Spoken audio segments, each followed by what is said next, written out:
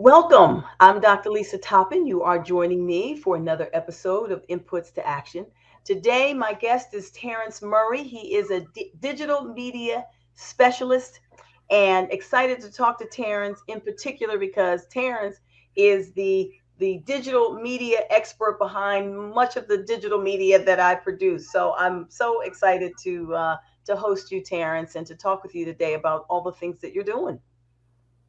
Thank you for having me. Yeah. So let's start as we always do and get a little lens on your journey. How did we get to this moment with you? How did you get here?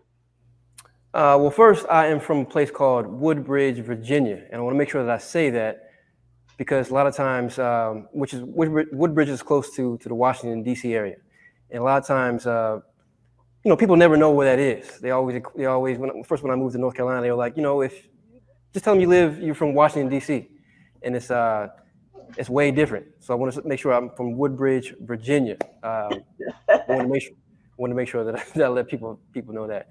But from there, um, did my younger years within Woodbridge, high school years in Woodbridge also, and then college in Concord, North Carolina, in a college called Barber-Scotia College, which was historically HBCU. Um, it's crazy, but when I think about just thinking about college, my initial vision of college was based off of the television show A Different World. And it was just so interesting for me to come to college and experience some of the things that I saw on television in real life. Now, mind you, Scotia which was a much smaller school, Yeah. but it was small enough to be small and intimate enough to not just be a number. When you think about some of the bigger colleges, bigger HBCUs and other colleges, they consider them what PWIs. Yeah. I'm not sure when that terminology happened, but that's what they call them. Yeah. So I did my 4 years in college at Barber-Scotia College, had a degree in mass communications. I was fortunate enough to graduate on a Saturday and went to work on Monday. Career started in radio, doing Okay. marketing promotions for a station in Charlotte, North Carolina called Power 98 and V1019fm. And so the interesting thing about that was in the early 2000s. And me coming out of school with a mass comm degree, specifically in television communications, uh, introducing that into the radio side, people didn't understand what the whole digital format meant. And so I was a Mm, young person there, with a camera, and people didn't understand the vision.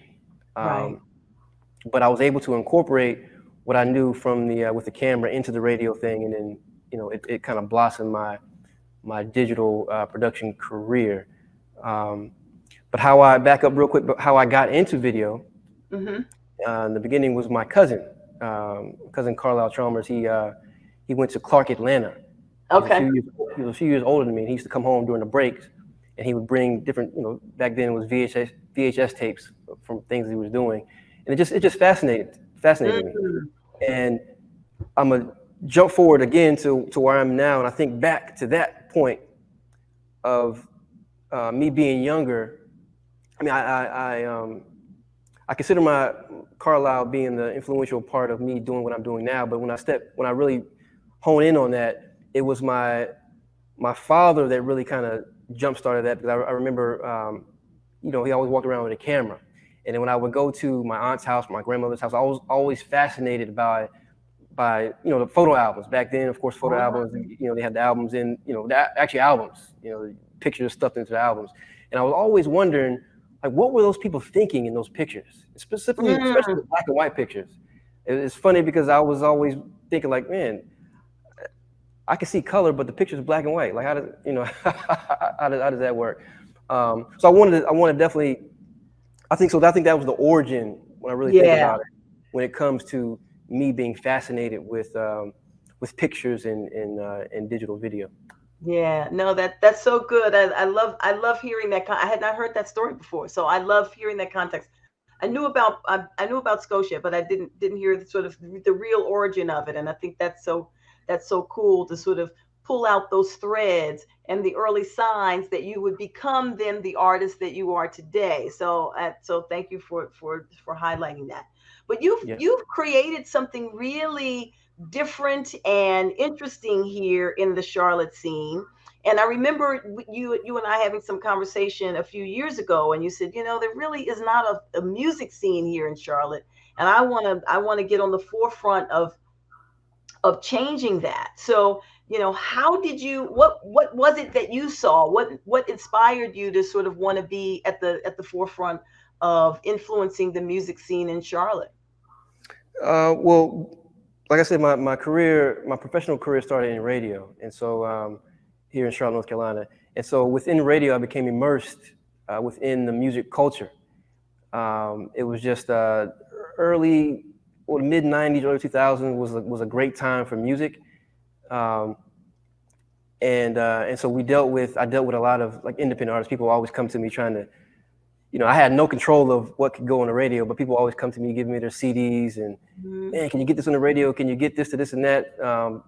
During that time, was a personality by the name of Nate Quick was a popular personality who was in the city, and of course, No Limit Larry and all that.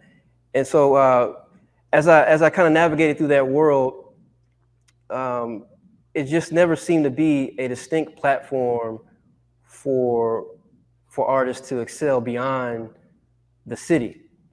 People always mention, like Casey and JoJo, and more recently it's like Fantasia and whatnot. But there's such a bigger range of artistic talent, musical and other genres of stuff within the city, and so I've always had an idea to just give people a platform because I think we mentioned I'm an artist at heart. I mean, and so to be able to develop a platform to showcase talent, authentic talent, is just something that I've always wanted to do. Now, I never knew that I would do it in the manner that I'm doing now with the series is called Print Shop Concert Series. I had no idea how that would transpire.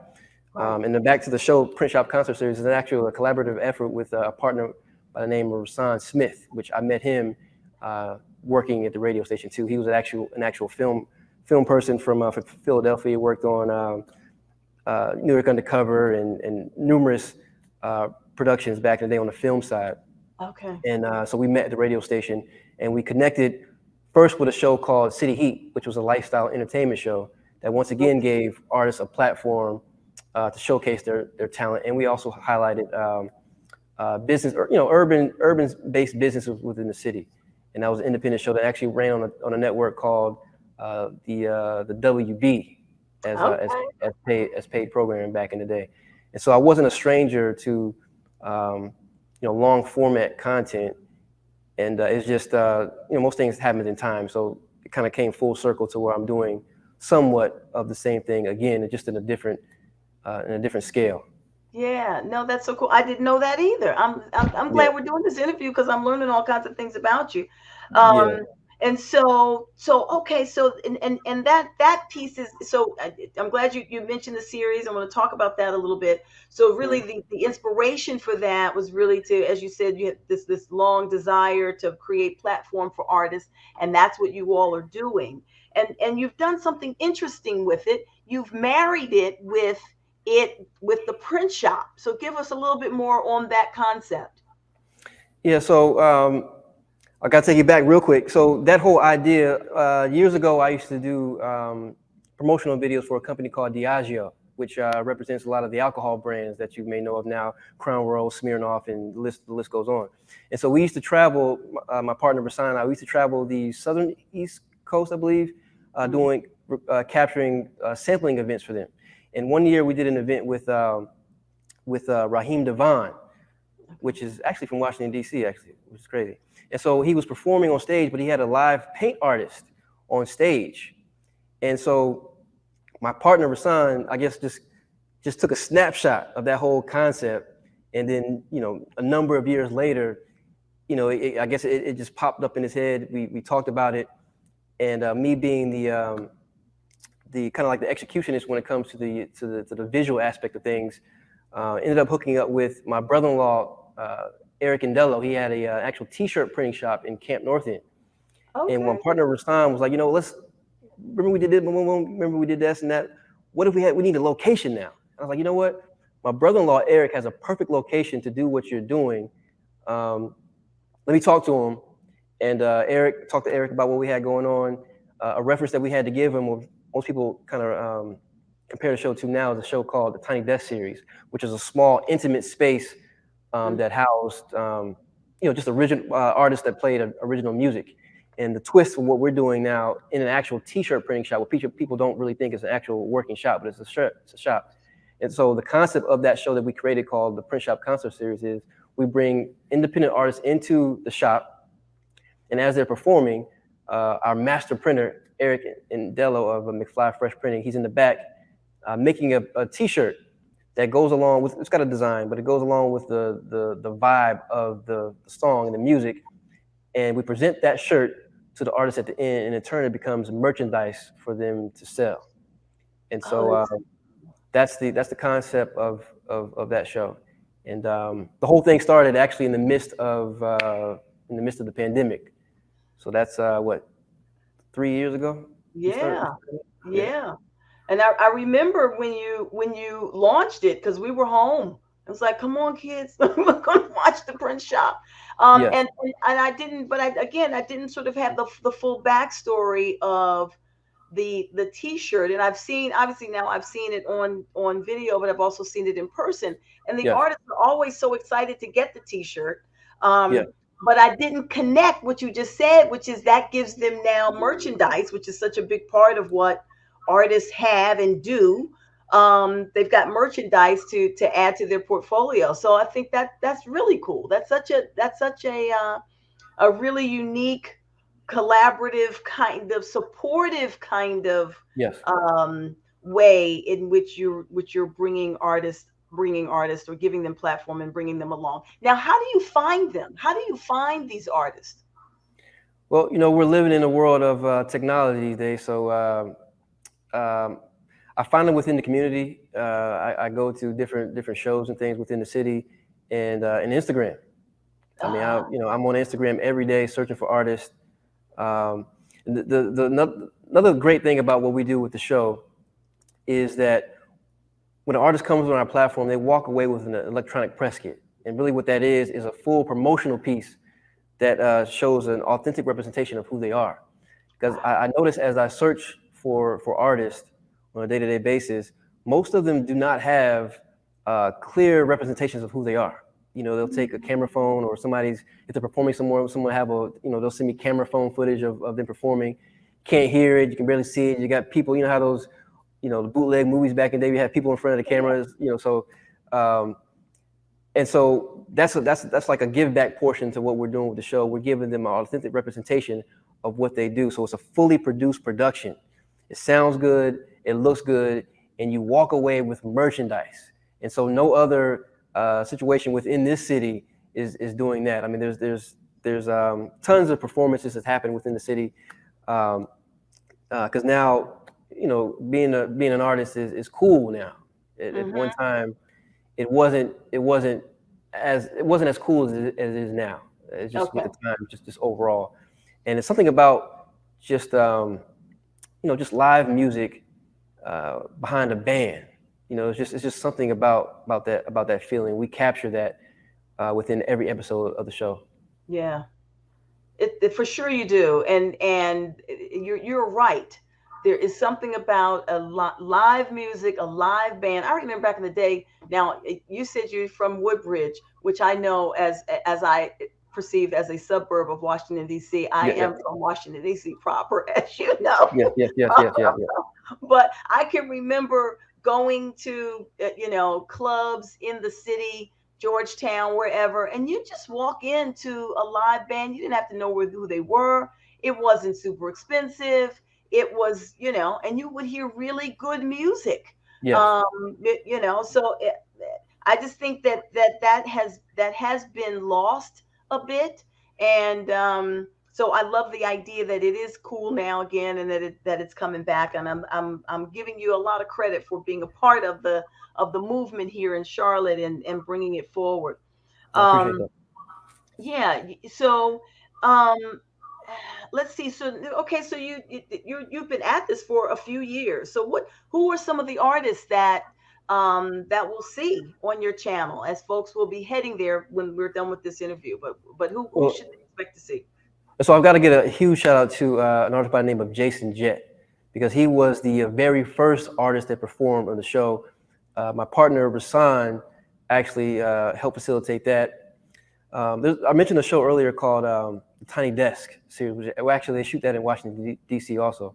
Um, my partner Rasan saw that Jason Jett was submitting a video to that series to be on that series, and when my partner Rasan found out that he was doing that, he's like, you know what, we're developing a show, and he explained to him the show, and he was like, you know what, would you be willing to jump on our show to perform?